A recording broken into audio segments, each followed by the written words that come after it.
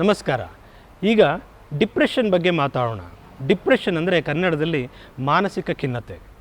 ಏನಾದರೂ ಸಣ್ಣ ಪುಟ್ಟ ಒತ್ತಡಗಳಾದಾಗ ಅಥವಾ ನಾವು ಅಂದ್ಕೊಂಡಿದ್ದು ಏನಾದರೂ ನಡೀದೇ ಇದ್ದಾಗ ಆಗೋವಂಥ ಸಣ್ಣ ಪುಟ್ಟ ಸ್ಯಾಡ್ನೆಸ್ ಅಥವಾ ದುಃಖಗಳು ಬರೀ ಡಿಪ್ರೆಷನ್ ಅಲ್ಲ. ಅದು ನಮ್ಮೆಲ್ಲರಿಗೂ ಆಗುತ್ತೆ. ನಮ್ಮೆಲ್ಲರ ಜೀವನದಲ್ಲಿ ಏರುಪೇರು ಆಗ್ತಾ ಇರುತ್ತೆ. ಅಂದ್ಕೊಂಡಿದ್ದಾಗತ್ತೆ, ಕೆಲವು ಟೈಮ್ ಅಂದ್ಕೊಂಡಿದ್ದಾಗಲ್ಲ. ಅದೆಲ್ಲ ಕಾರಣಗಳಿಂದ ಆಗುವಂಥ ಮನಸ್ಸಿನ ಸಣ್ಣ ಪುಟ್ಟ ನೋವುಗಳು ಡಿಪ್ರೆಷನ್ ಅಲ್ಲ. ಈ ಮಾನಸಿಕ ಖಿನ್ನತೆ ಅಂದರೆ ಏನು, ಅದರ ಲಕ್ಷಣಗಳೇನು, ಕಂಡುಹಿಡಿಯೋದು ಹೇಗೆ ಮತ್ತು ಅದಕ್ಕೆ ಏನು ಪರಿಹಾರ ಅನ್ನೋದನ್ನು ತಿಳ್ಕೊಳ್ಳೋಣ. ಮಾನಸಿಕ ಖಿನ್ನತೆ ಅಂದರೆ ನೋಡಿ, ಒಂದು 2-3 ವಾರಗಳು ಅಥವಾ ಅದಕ್ಕಿಂತ ಹೆಚ್ಚು ಸಮಯಗಳ ಕಾಲ ಯಾವುದಾದ್ರೂ ವ್ಯಕ್ತಿಗೆ ಒಂಥರ ದುಃಖದ ಪರಿಸ್ಥಿತಿ, ಒಂಥರ ಮನಸ್ಸಲ್ಲಿ ನೋವು ಕಾಣಿಸ್ಕೊಳ್ಳುವಂಥದ್ದು, ಲೋ ಮೂಡ್ ಅಂತ ಕರಿತೀವಿ.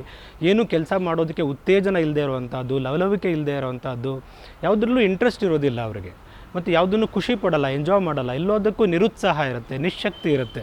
ಇವೆಲ್ಲ ಲಕ್ಷಣಗಳು 2-3 ವಾರ ಕಾಣಿಸ್ಕೊಂಡಿದ್ದು ಅಲ್ಲದೆ ಜೊತೆಗೆ ನಿದ್ರೆ, ಊಟದಲ್ಲಿ ಏರುಪೇರು. ಕೆಲವರಿಗೆ ನಿದ್ರೆ ಕಡಿಮೆ ಆಗ್ಬೋದು, ಕೆಲವರಿಗೆ ಡಿಪ್ರೆಷನ್ ಇರೋರಿಗೆ ನಿದ್ರೆ ಆ್ಯಕ್ಚುಲಿ ಜಾಸ್ತಿ ಕೂಡ ಆಗ್ಬೋದು.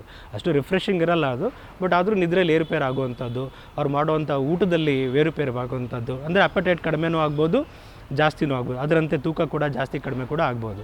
ಜೊತೆಗೆ ಆತಂಕ ಕೂಡ. ಈ ಖಿನ್ನತೆ ಮತ್ತು ಆತಂಕ ಎರಡೂ ಒಂದೇ ಕಾಯಿನ 2 ಸೈಡ್ ಇದ್ದಂಗೆ. ಎಲ್ಲಿ ಖಿನ್ನತೆ ಇರುತ್ತೋ ಅಲ್ಲಿ ಆತಂಕ ಕೂಡ ಕಾಣಿಸ್ಕೊಳ್ಳೋಕ್ಕೆ ಶುರು ಆಗುತ್ತೆ.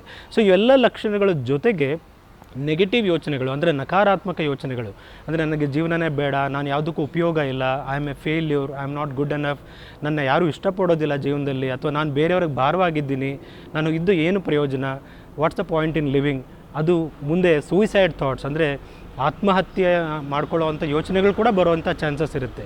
ಸೊ ಇವೆಲ್ಲ ಲಕ್ಷಣಗಳು ಇದ್ದಾಗ ಅದಕ್ಕೆ ಡಿಪ್ರೆಷನ್ ಅಥವಾ ಮಾನಸಿಕ ಖಿನ್ನತೆ ಅಂತ ಕಂಡುಹಿಡಿತೀವಿ. ಆ ವ್ಯಕ್ತಿಲಿ ಆಗುವಂಥ ಗೊಂದಲಗಳು, ತಳಮಳಗಳನ್ನ ನಾವು ಅರ್ಥ ಮಾಡ್ಕೋಬೇಕಾಗುತ್ತೆ. ಇದನ್ನು ನಾವು ಸುಮ್ಮನೆ ಒಂದು ಸ್ಯಾಡ್ನೆಸ್ ಅಂತ ಡಿಸ್ಮಿಸ್ ಮಾಡೋಕ್ಕಾಗೋದಿಲ್ಲ. ಆ ವ್ಯಕ್ತಿ ಜಾಗದಲ್ಲಿ ಕೂತಿದ್ದಾಗ ಅದ್ರ ನೋವು ಅವರಿಗೆ ಅರ್ಥ ಆಗುತ್ತೆ. ಯಾಕೆಂದರೆ ಅದರಿಂದ ಆಗುವಂಥ ಪರಿಣಾಮಗಳು ಹಲವು. ಆ ವ್ಯಕ್ತಿ ಪರ್ಸ್ನಲ್ ಲೈಫಲ್ಲಾಗಲಿ, ಅವರ ವೃತ್ತಿ ಜೀವನದಲ್ಲಾಗಲಿ, ಅವರ ಇಂಟರ್ಪರ್ಸ್ನಲ್ಲು, ಫ್ಯಾಮಿಲಿ ಲೈಫ್ ಎಲ್ಲದರಲ್ಲೂ ಪರಿಣಾಮ ಬೀರುತ್ತೆ. ಅದಕ್ಕೆ ನಾವು ಆದಷ್ಟು ಬೇಗ ಅದು ಸೂಕ್ತವಾಗಿ ಅದನ್ನ ಅಸೆಸ್ ಮಾಡಿಸಿ ಆ ವ್ಯಕ್ತಿಗೆ ಸೂಕ್ತ ಸಮಯದಲ್ಲಿ ಚಿಕಿತ್ಸೆ ಕೊಡಿಸಿದ್ರೆ ಆ ವ್ಯಕ್ತಿ ಡೆಫಿನೆಟ್ಲಿ ಗುಣಮುಖರಾಗ್ತಾರೆ. ಇದಕ್ಕೆ ಟ್ರೀಟ್ಮೆಂಟ್ ಇದೆ. ಈ ಡಿಪ್ರೆಷನ್ಗೆ ಟ್ರೀಟ್ಮೆಂಟು ಹಲವು ರೀತಿ. ಕೌನ್ಸಿಲಿಂಗ್ ಮಾಡ್ತೀವಿ, ಜೊತೆಗೆ ಮೆಡಿಸಿನ್ಸ್ ಕೊಡ್ತೀವಿ, ಮತ್ತು ಫ್ಯಾಮಿಲಿ ಕೌನ್ಸಿಲಿಂಗು. ಆ ವ್ಯಕ್ತಿ ಮತ್ತೆ ನಾರ್ಮಲ್ ಫಂಕ್ಷನಿಗೆ ಹೋಗೋಕ್ಕೆ ಏನೇನು ಬೇಕೋ ಎಲ್ಲ ಸೂಕ್ತವಾದ ಟ್ರೀಟ್ಮೆಂಟ್ ಕೊಟ್ಟರೆ ಆ ವ್ಯಕ್ತಿಗೆ ಹೆಲ್ಪ್ ಆಗ್ತಾ ಹೋಗುತ್ತೆ.